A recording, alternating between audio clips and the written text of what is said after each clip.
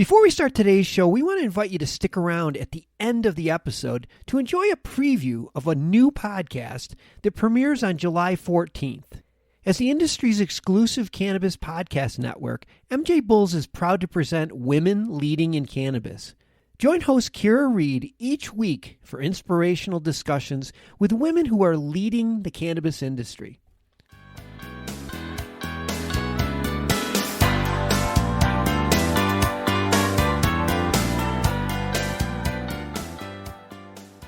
Welcome to today's Hemp Barons podcast, everyone. I'm host Joy Beckerman, and today we're actually celebrating my 1-year anniversary of hosting this podcast.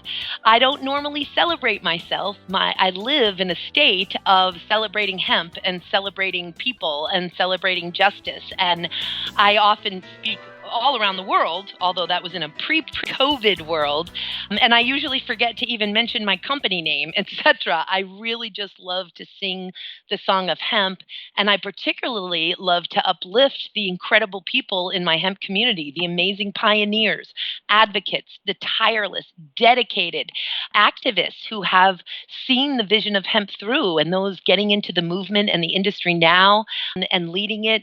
These are my compatriots, my brothers and sisters and colleagues who inspire me and cheer me on, and I love uplifting them. But the producer of my podcast is a very, very wonderful man, and he has made it quite clear that this is a show about celebrating my anniversary and telling the listeners a little bit about who I am. Not easy, again, talking about myself. And I'm hoping to tell that story a little bit through the tremendous heroes and heroines who I have on the show today. And those range from attorneys Bob Hoban and Jonathan Miller, two of just the most incredible movers and shakers in the hemp movement, and Bob Hoban, of course, in the hemp and cannabis movements. My own mentor, Anndrea Hermann, an American girl who's lived in Manitoba, Canada since 2001. I just owe so much to Anndrea. She is the gift that keeps on giving in my life and understands me maybe better than almost anybody else.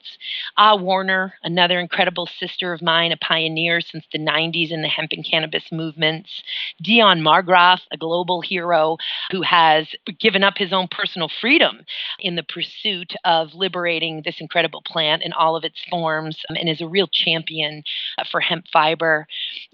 And then, of course, Morris Beagle of NOCO and We Are for Better Alternatives and Tree Free Hemp and Silver Mountain Guitars, really just a prolific educator and builder of the infrastructure for hemp and bringing people together. And Cait Curley, who is so beautiful from the inside out, and that beauty shines through as she educates, as she advocates, as she teaches and creates content. And then Ruth Shamai, a matriarch of the hemp movement in North America and really globally, but a real first researcher, first cultivator legally way back in the 90s in Canada. And these 8 planetary healers, as it were, are a portion of the incredible folks that have been on the show this last year. I'm so grateful to all of my guests for sharing their time and talent and passions with me, with the listeners. And thank you so much, listeners, for tuning in and for being curious about hemp and wanting to learn and to be receptive to the promise of this versatile, valuable plant that really is here to meet all of our needs, the people, the animals, and the planet. So a little bit about my history for those who don't know is I've been in hemp for 30 years. I joined the hemp movement in the spring of 1990. I actually learned about hemp at a Grateful Dead show in Foxborough, Massachusetts, and it was an excerpt from what I call the Bible, The Emperor Wears No Clothes by Jack Herer and edited by Chris Conrad. It was The Emperor Wears No Clothes that really spawned the entire movement. And that flyer that I received on that Grateful Dead parking lot changed the course of my life. It really altered the trajectory of my life and got me very interested in hemp. As a matter of fact, I don't even recall it being a conscious thing. It affected me on a cellular level and inspired me in a heart-centered way that it took over in many ways. It projected me, it propelled me. It almost makes you feel like a vessel or a vehicle, because the next thing you know, you're wanting to learn more about hemp. You're wanting to share the good word. You're wanting to lead marches. And I did lead my first march in New York in 1994 for legalization, and opened the first hemp store, in fact, in the state of New York in Woodstock in 1994. It was called Heaven on Earth. And then when the inaugural hemp bill passed in Vermont in 1996, I was appointed to serve as secretary of the Vermont Hemp Council and relocated my two boys and I, who were then very little. They're 28 and 26 now. They were little boys then, and I moved them to Burlington, Vermont to serve in that capacity and to help manage 3 retail locations of what was then the Vermont Hemporium. I'd gone to school to be a paralegal, and then went on to the University of Vermont as an English major, minoring in women's studies, and became a paralegal. And the quality of life was just much better here. The pay was much better here. It was great for single mothers. And so we relocated to Seattle, where I began a successful career, in a dual career in compliance and complex civil litigation, while also continuing to pursue my hemp business endeavors online and through e-commerce. And then in 2014, I retired my paralegal career to form Hemp-Based International, which is my own expert witness, legal support, and consulting firm based in Seattle, but serving the global community. I've written law in multiple states and regulation in multiple states, also at the federal level. Those to me are the greatest honors and privileges. I do that proactively. I do it by request as a grassroots activist. I have written bills that have been prime sponsored and co-sponsored in the state legislatures of both Washington State and New York State. I've humbly received several awards.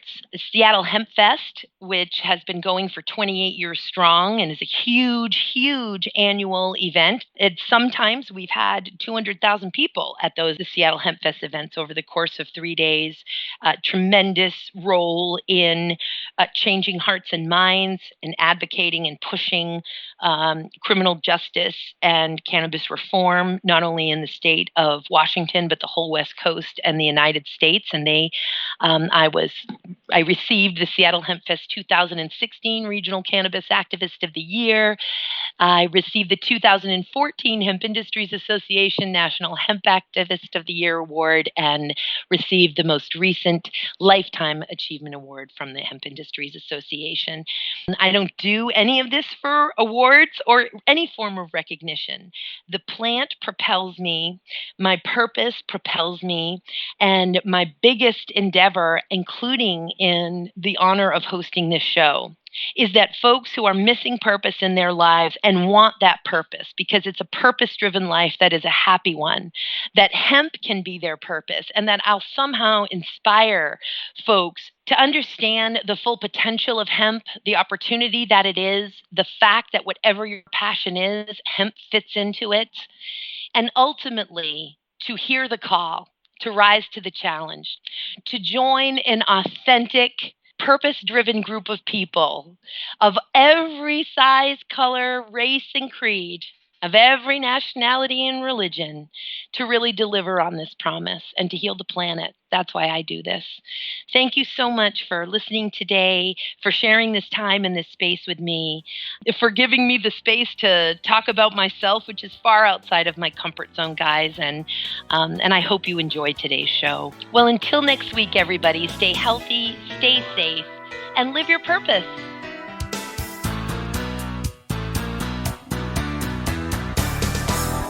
Well, this is so exciting for me. I get to have Bob Hoban on my anniversary show today, just a global hemp hero of heroes. In fact, a hero in all of the cannabis movement. So let me get Bob on the phone.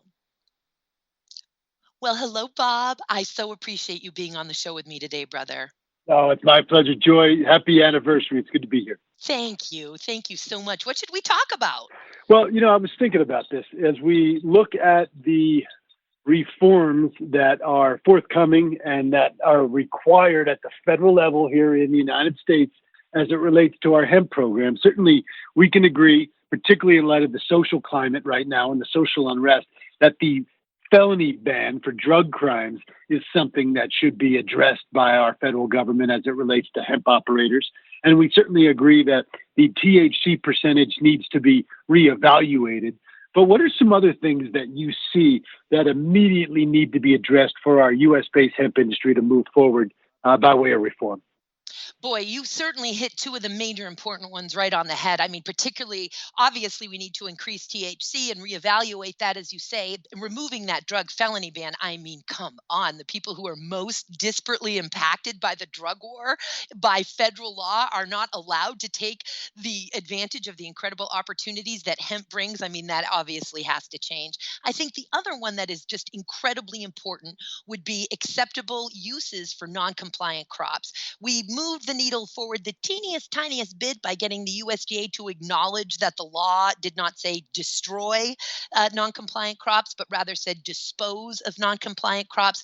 And we really need to be allowed to use these non-compliant crops, meaning they're testing above 0.3% THC for industrial purposes. No doubt there needs to be safeguards, but if those crops must not be destroyed or disposed of by fire or composting. You know, everything from pyrolysis to all of the many industries that fiber serves, from paper, textiles, building materials, biocomposites, nanotechnology, air and space, energy and fuel. We're going to have to do better. And that's something I'm really excited to work on. Bob, I can't thank you enough for everything that you do for hemp, and what just an honor and a pleasure it is to be able to work on these important initiatives to heal humanity and to heal the planet with you. Thank you for everything that you and Hoban Law Group do, Bob, and thank you for being on the show today. It's my pleasure. Keep on spreading the good word of hemp, Joy, and thank you again for having me.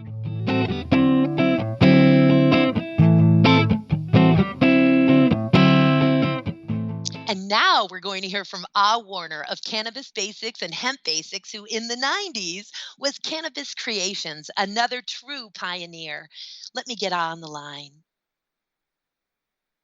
Well, hello, thank you so much for being with me today. Hi, Joy. I'm excited to be here. Well, I'm so excited to have you. Now, when I invited you to be on the anniversary podcast, you told me very frankly you wanted to take this time to share a story with the listeners. So far be it from me to deny such a request from a goddess like you. What story is it that you're wanting to share on my anniversary Hemp Barons podcast? Well, first of all, congratulations on 1 year. That's a big deal. I think that's amazing. But the story that I wanted to tell is that I think many people aren't aware that Washington State, where you and I live, didn't legalize hemp cultivation until 2016. For some 4 years after legalizing adult cannabis. You were such a tireless champion in that effort. And when the first legal seeds were ceremoniously planted with you and the Department of Ag and Chairman Warnick of the Washington State Senate Ag Committee, Senator Warnick announced she's got our attention and made us aware of what it's all about.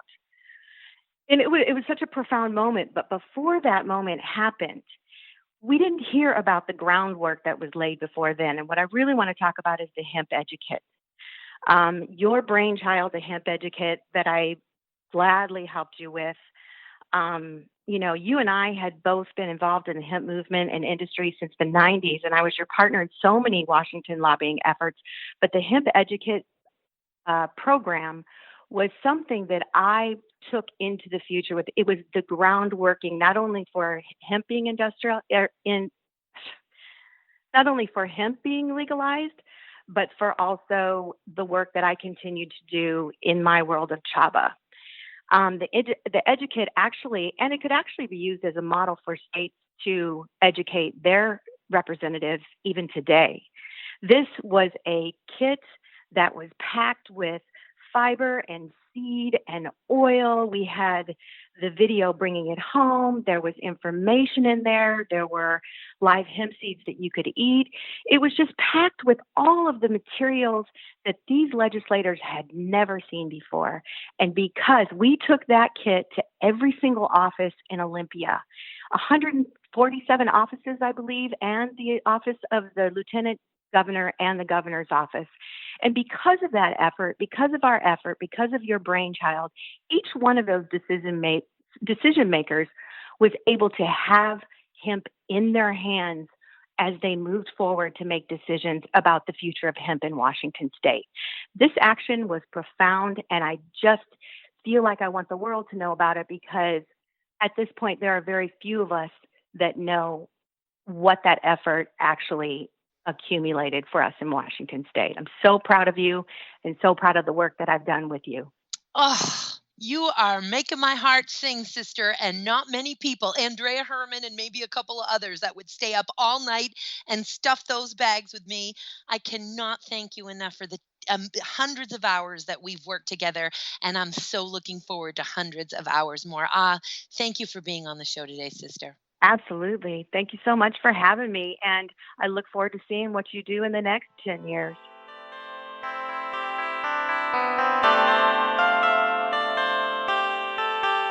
Well, our next guest is attorney Jonathan Miller, Frost Brown Todd, the U.S. Hemp Roundtable, and the U.S. Hemp Authority. Now that we have a seat at the table, we need a real big hero in hemp, and for me, Jonathan Miller is such that hero. Without further ado, let me get Jonathan on the phone. Well, Jonathan, hello, it's Joy. Thank you so much for being with me on Hemp Barons today. Thank you for having me, Joy, and happy anniversary. I so appreciate that, sir, and I'm so excited to hear about what you may want to talk about for this podcast, this anniversary podcast edition that I'm having, sir. What's on your mind? Well, Joy, I like to tell you and tell other people in the hemp industry that you are one of the smartest, most capable lawyers I know.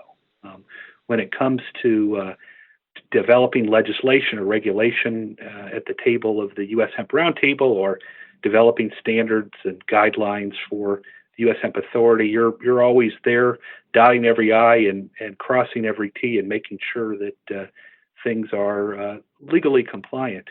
Well, it turned out after knowing you for the first few months that you're not actually a licensed lawyer, but bring your legal experience from other sources, and so I wanted to kind of ask you to share, how this legal background got developed and how you've become the smartest lawyer I know without a law degree. And I am usually constantly disclaiming that I'm a senior paralegal. I am not a lawyer.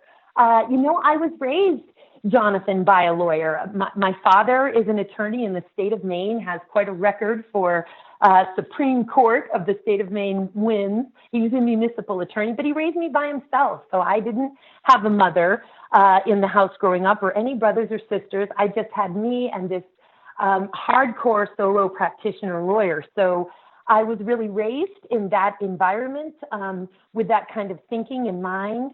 And I went to school originally to Fisher College in paralegal studies, and then went on to the University of Vermont and to be an English major. And that, of course, is where you often see those fairly fastidious proofreading skills in the many documents that we draft together. But between my studying and the way I was raised, and I think the fact that seems to be some of the greatest things that we need in hemp, are advocates with a really sophisticated mind to be able to understand these complexities, distill them down, and advance the mission. And I can't tell you how thrilled I am to be able to be a part of the U.S. Hemp Roundtable and the U.S. Hemp Authority and advance those missions so effectively under your leadership, Jonathan. And I'm so grateful to have you here on Hemp Barons today. Thank you for joining us. And I hope that the listeners will go and listen to our previous interview with Jonathan, which is very interesting, and we're going to have you on again very soon. Jonathan, thank you so much for everything you do. Great. Thank you for having me.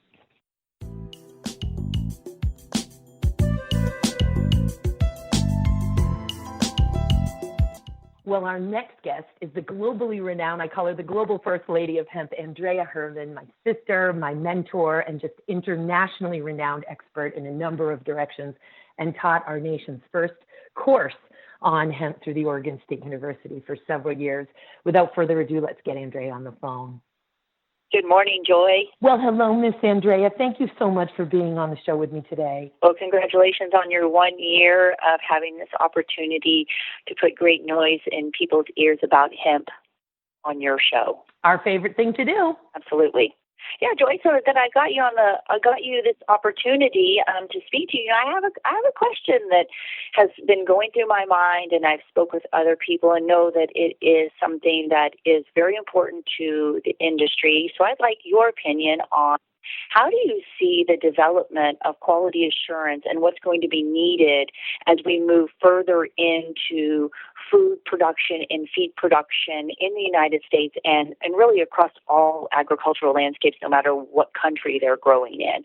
So how do you see us moving forward with the concept of quality assurance from bin all the way to final food or feed product?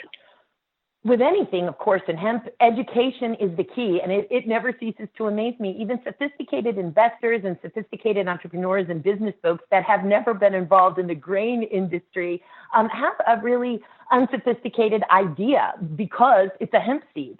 The reality is, whether it's a hemp seed, a sunflower seed, or a chia seed, the Food and Drug Administration, and here in the United States, in a developed country where we have quality assurance and safety, we have codes of federal regulations for current good manufacturing practices for anything that is going to be ingested by a human or an animal. So it's interesting if folks even, I point them to, well, this is what a sunflower seed has to go through. So the same for a hemp seed, except we also now have to make sure that we would quantify THC.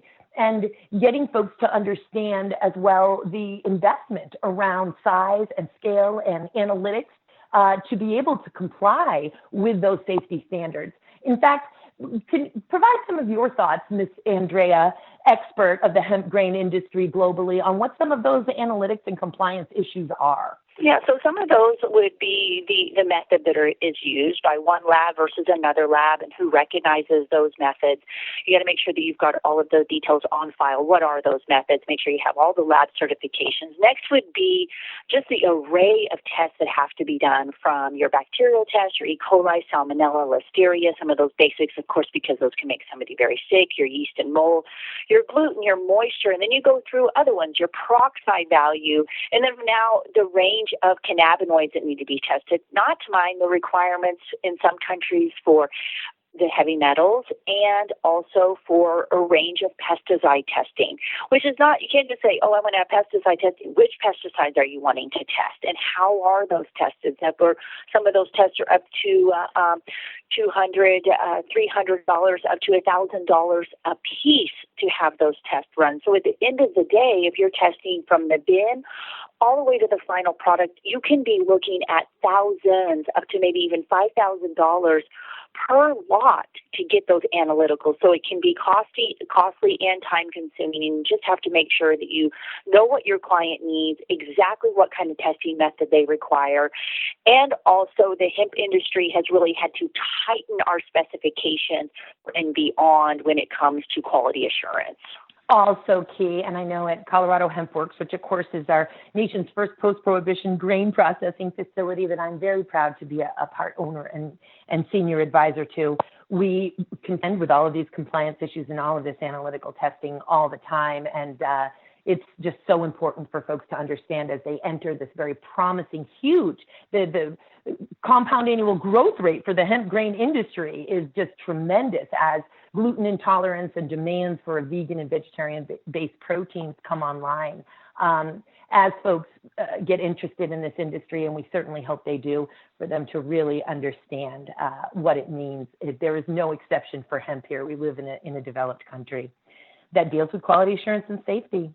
Miss Anndrea, I can't thank you enough for being on the show with me. Please, folks, check out our previous full interview with Anndrea on Hemp Barons, and I can't wait to have you back on again. Thank you for everything you do. All right, thanks, everybody. Enjoy the rest of the show.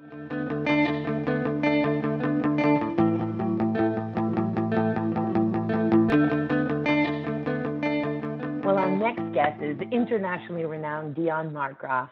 Not only one of my closest brothers and colleagues, but a true pioneer from all around the world, beginning in the 1990s, really the selfless, tireless commitment of this dedicated activist for cannabis in all of its forms is nearly unmatched. And without further ado, let's get Dion on the phone right now. Well, hello, Dion. Brother, thank you so much for celebrating hemp by being on my anniversary show with me today. Yeah, hi, Joy. Thanks for having me. Congratulations. It's a great show that you have here. Any opportunity that I can get to educate and sing the song of hemp, you know that's my favorite thing to do, and I'm just so grateful to MJBulls to allow me to host Hemp Barons. It's just a wonderful platform to get the word out, which is what you and I really live for. Yeah, looking over all the people you've had on your show, it's an incredible, bank of information. So yeah, I wanted to ask you, with all your over the years and how things are going in your own personal life, I was wondering, we just started to legalize hemp, legalize cannabis. I mean, sort of all our dreams and things we've worked for all these years. I'm just wondering what you, with all your, experience and skills and talent obtained throughout your career, like, what do you want to now start doing with your future and with the podcast, maybe more like idealistically and practically, at this sort of crossroads we're at? It's the same drumbeat as ever, brother. It's that product that brings you and I so close together. I mean, I know it's the plant where we connect on so many levels. But hempcrete, the mold, rot, fire, and pest-resistant construction infill, remains my favorite and product of all of the products that we can make from hemp. And when I say favorite, I mean, that's really not even coming close to how I feel about that product, brother. As you well know, as one of the main impetuses of the U.S. Hemp Building Association, of which you're on the board and I believe vice president of the board, over 50% of our nation's landfills are filled with construction waste every year from toxic off-gassing temporary construction materials. And so hempcrete is not only going to improve our quality of life by, providing really optimal indoor air quality and allowing us to do away with the pink, awful fiberglass, the toxic drywall, these thick building syndromes with our sealed up Tyvek homes. We have these living, breathing wall systems and constructed homes that will last hundreds and hundreds of years. We know this because there are hempcrete homes and structures on the planet that still exist that are hundreds of years old.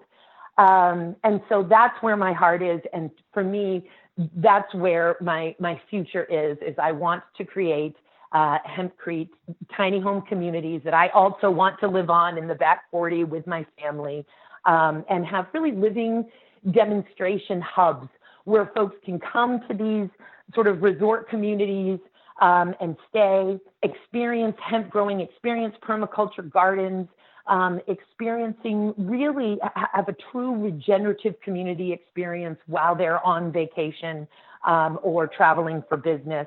And I want everything to be constructed of hempcrete. And of course, I want all of the textiles and sheets and pillowcases and towels, everything to be hemp. I want to create essentially a hemp village. And I'm going to do that. And I'd love to do that with you, brother. We certainly talked about it before. Yeah.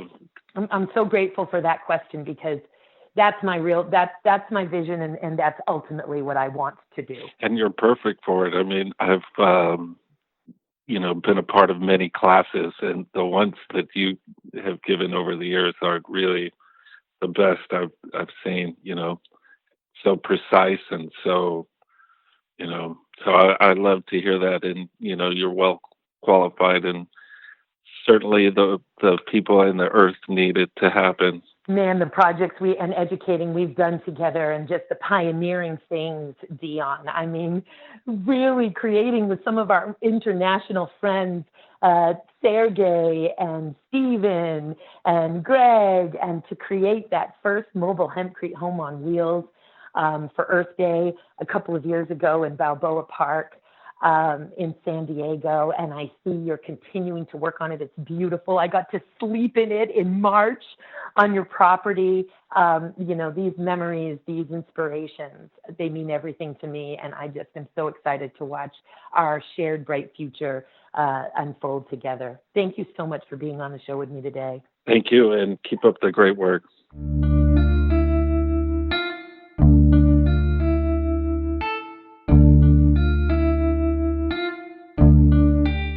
And now I'm so excited to have the amazing Cait Curley with me today. As you know, she is a hemp and cannabis advocate, educator, and content creator extraordinaire, and one of the closest women in my life. Let's get her on the line. Hello, Miss Cait. Thank you so much for joining me today, sister. Hi, Joy. I am so excited to be on this call. And, I do want you to know that it has been an absolute pleasure getting to know you and learn from you these past years. Your explosive passion is absolutely contagious, and your depth of knowledge is just hypnotizing to me. I can sit and listen to you for hours, and the neat thing about that is I feel because you have so much wisdom and education when it comes to the plant that you could just go for hours and hours without talking about the same thing twice and or being redundant. I really just love listening to you speak. And I do want to say, when I see you, your smile, it lights up the planet, and your dedication, it moves mountains. So thank you for being such a genuine and kind human. I'm so grateful to consider you a mentor, sister, and a friend. Oh my God. Thank you, Cait. Thank you so much for that utter reflection. I love being your mirror. So Joy, I would like to ask you a question. If you could go back to any point in time as yourself blended in as character or a political figure, when, where, and who would it be? Oh, wow. Okay. That's a lot of power, a lot of opportunity for change. But given a realistic ability to change things at any point in history, I think, God, that's a good one. Gerald Ford, when he took over the presidency after Nixon resigned, I would have stopped that Controlled Substances Act in its tracks of 1970. I would not put any form of cannabis anywhere on that schedule. I would be Gerald Ford, and I would have corrected that schedule by any means necessary at that time. And I suppose the other one would be, I would be Mitch McConnell during the 2018 Farm Bill conference when some type of compromise occurred that caused a 10-year drug felony conviction ban for eligibility for hemp farmers to take advantage of or for any farmer interested in hemp to take advantage of all of the opportunities that hemp brings. So we're talking about, people who were obviously far more and continue to be far more disparately impacted by the failed war on drugs. The Farm Bill made it so that those folks, if they have a drug felony conviction within 10 years, will not be eligible to participate in hemp licensing or in that opportunity for farming and agriculture. So Gerald Ford in 1974, or whenever it is that he took over that presidency, and Mitch McConnell during the Farm Bill, sister.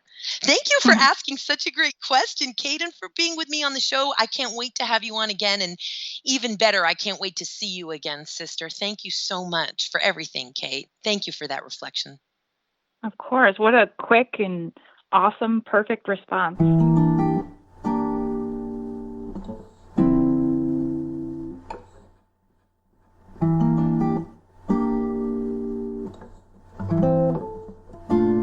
And my next guest for my anniversary podcast is Ruth Shamai, a true matriarch of the hemp movement globally, a first grower, a first mover in the hemp food space, Ruth's Hemp Foods. Oh, the products that she had in the 1990s and moving on, and now still, of course, a tremendous leader now in the cannabinoid space. Let's get Ruth on the line. Well, hello, Ruth. Thank you so much for being with me on Hemp Barons today, sister. Oh, Joy, it is my pleasure. How are you, sister? Doing so well, even during this transformative time. Good. I hope the same is true with you. Absolutely. Yep. Still thriving. Well, what should we talk about on this special Celebrating Hemp Through the Anniversary podcast day? Well, I wanted to ask you a question. May I? Of course. Okay. Because as you know, I was called to the hemp movement in the mid-1990s because of the benefits I saw that hemp could bring to our environment, our health, and our economy in the form of building materials, fabrics, food, and so much more. And of course, now it's expanded even beyond that. But Joy, for you, why is hemp your heart song? And what's your hemp vision for the future? It should come as no surprise, Ruth, really for the same reasons as you. This incredible, versatile plant that addresses every need of humanity and animals, from human and animal nutrition and body care, nutraceuticals and pharmaceuticals, to paper, textiles, building materials, biocomposites, industrial sealants and coatings, energy and fuel, nanotechnology, biomedical applications, all of those things that it addresses, and the tremendous environmental impact that hemp can make, both as a carbon sequestering crop and phytoremediating crop, and in all of the superior properties that it can bring due to its unique cellulosic makeup and surface area and strength, and the incredible richness of its cannabinoid profile, the incredible nutrient profile of the hemp grain. I learned right away this was a game changer, a transformer, that hemp is a path to the healing of the world. Hemp in and of itself is not going to heal the world, but we're not going to be able to heal the world without this plant. And the fact that I learned at the same time that it had been criminalized. And now, of course, it's a legal agricultural commodity in Canada and in the United States. But when I discovered that this solution had been criminalized, not only had they removed all knowledge of the plant from us, the special interests, beginning in the 1930s, but that they removed all knowledge of the plant and then criminalized even owning a seed that was viable or a seed capable of germination. There was a harmonic convergence there of a sense of justice and a sense of planetary healing that really altered the trajectory of my life. And my hemp vision for the future is that. Me too. Yeah, I really understand. It spoke so deeply to me, my sense of the world and where I wanted it to go. And here was the path to follow. Amen, sister. And my vision of the future, of course, I'm sure it's a shared one. And that is that we optimize the full crop utilization of this incredible plant in every possible way. And that it sets off an entire domino effect of healing and regeneration throughout our local, state, national, and global communities. Ruth, it's been such a pleasure. Thank you so much for spending a few minutes with me and celebrating hemp and my anniversary, sister. Thank you for everything you do, and I can't wait to have you back on the show. Thank you, Joy. It's an absolute honor to speak with you once again, and please thank Dan for me for having me as a guest again, and all the best. Congratulations on your hemp-iversary. Thank you.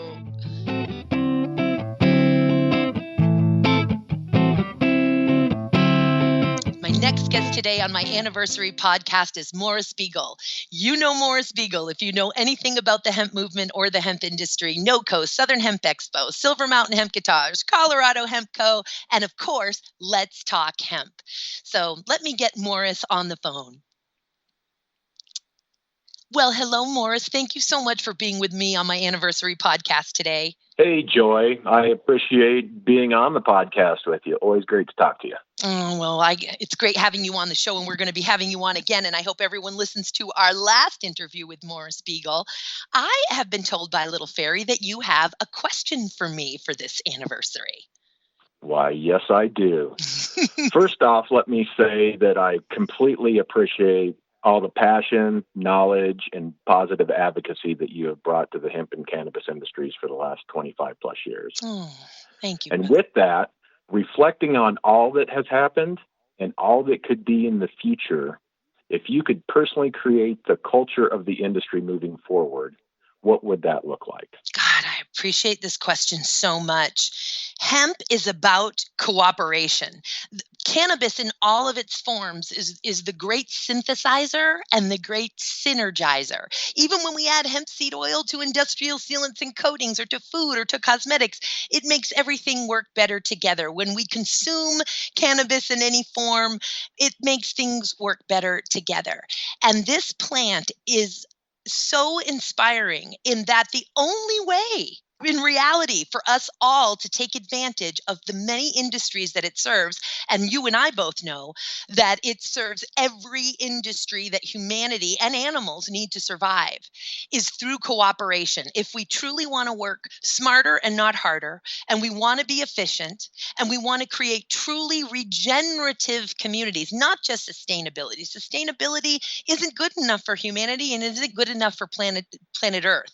Regeneration is our goal. It's what we're going for, and it's what cannabis in all of its forms is going to bring us. But the only way we're going to realize that vision is through cooperation and stepping outside of what has been human nature for so long, and that's competition, and evolve and embrace and allow the spirit of cooperation. That's my vision, brother. And you, my dear, are such a catalyst and lightning rod. You and Lizzie Knight and everything that you do with WAFBA, We Are for Better Alternatives. You are a catalyst for that, brother, chopping the wood, carrying the water, and building the infrastructure, including, and tree-free hemp. The fact that I didn't mention tree-free hemp, which is one of my favorite things that WAFBA does, which is to provide hemp-blended recycled paper products to industry worldwide. Thank you for being such a lightning rod, brother, and being such a part of realizing that vision of cooperation, Morris. Thank you so much for being with me on the show today, and I can't wait to have you back and see you soon. Thank you, Joy, and amen, sister. Totally appreciate everything that you've done and what you represent. Much love, brother. Thank you.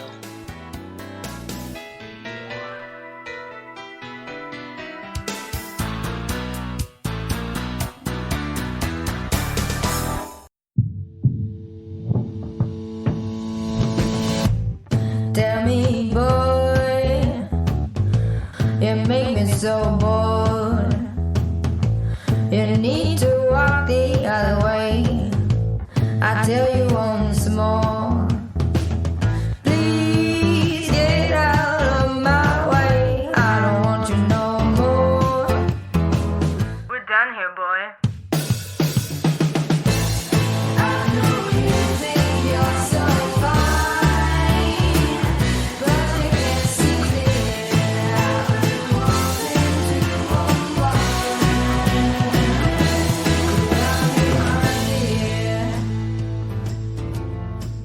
Hi, my name is Kira Reed, and I'd like to invite you to be inspired by the women who are leading in the cannabis industry.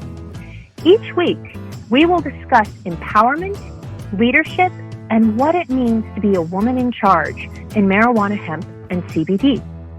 As the founder of the Women Empowered in Cannabis community, I have had the great pleasure to get to know many brilliant and talented women who are CEOs, executives, politicians, advocates, and community leaders that are focused on creating a cannabis economy that is just, fair, and equal. We'll learn how these women make decisions, how they navigate a predominantly male industry, and what they're doing to level the playing field for women. I hope you'll join us.